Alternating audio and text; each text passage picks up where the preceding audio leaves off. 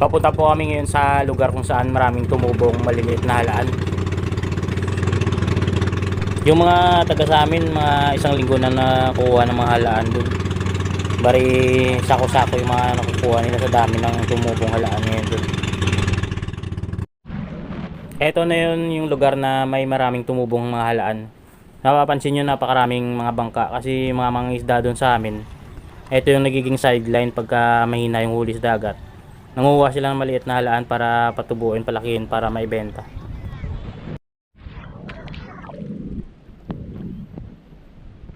Dami.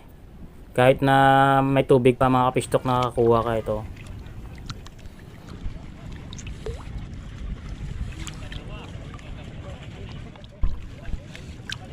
Pero yung ginabla namin to.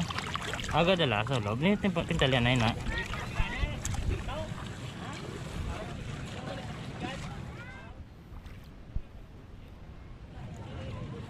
Ay, banilusot ni Guro.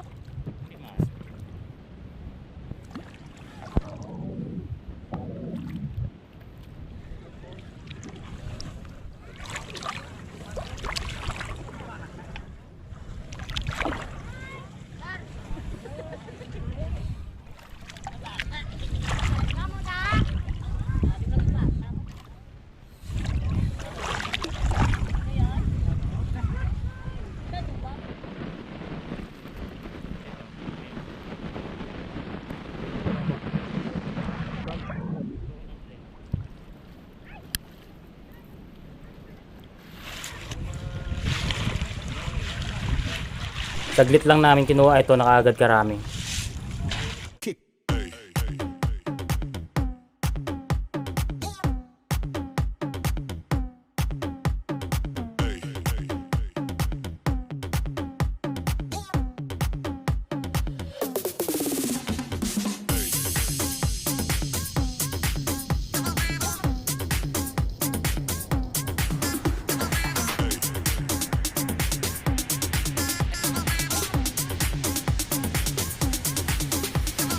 Everybody shake it, baby.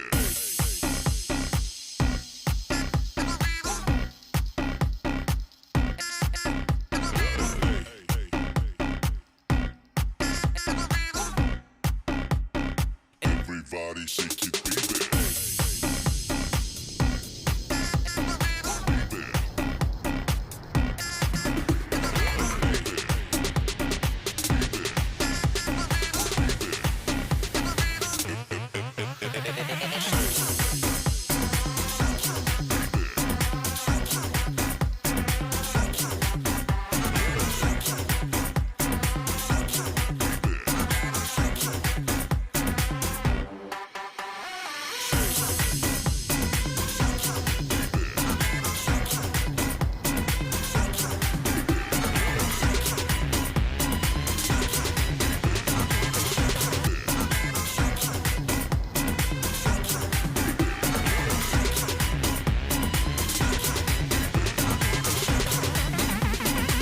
Everybody shake it, baby. Everybody shake it, baby.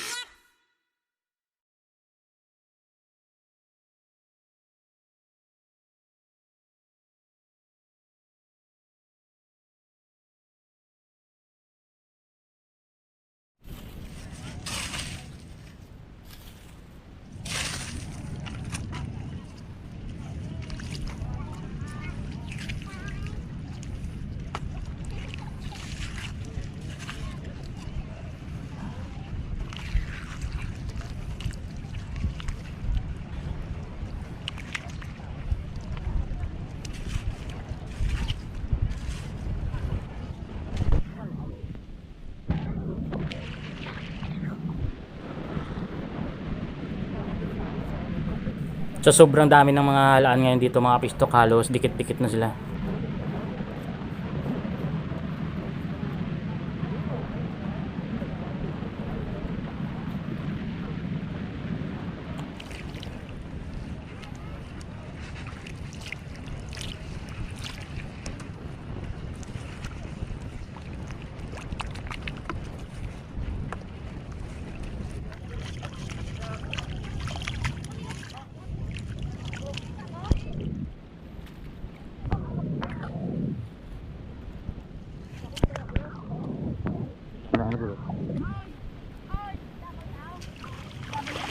ang huli.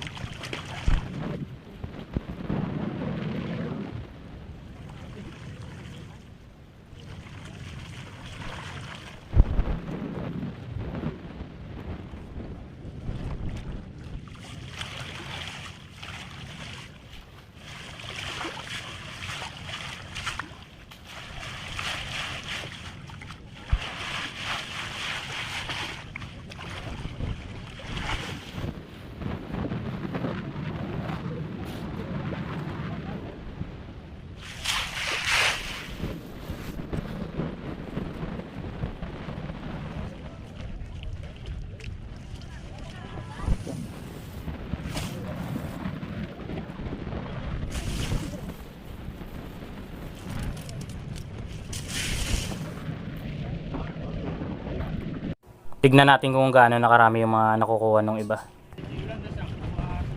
Hindi mo na tanan ako.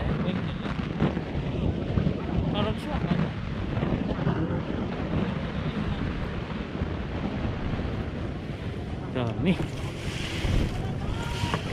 Limpyo na.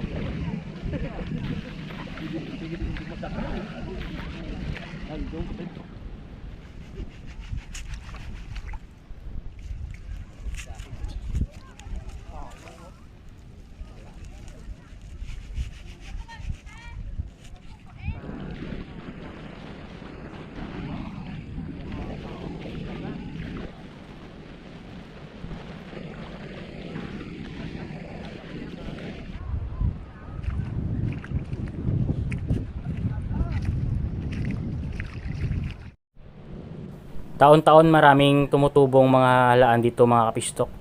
Dito talaga kami nanguha ng mga maliliit na halaan. Pero itong taon na to talaga yung pinakamarami.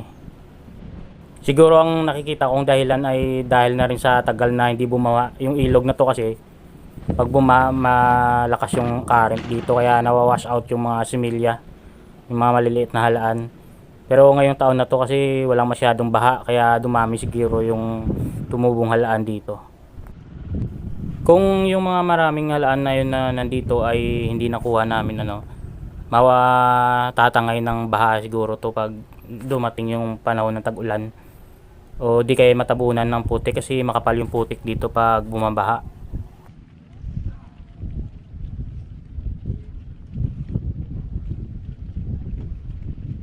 Sa ngayon nagpapahinga muna kami ng konti tapos ito yung mga nakuha na namin Dadagdagan pa namin yan mamaya.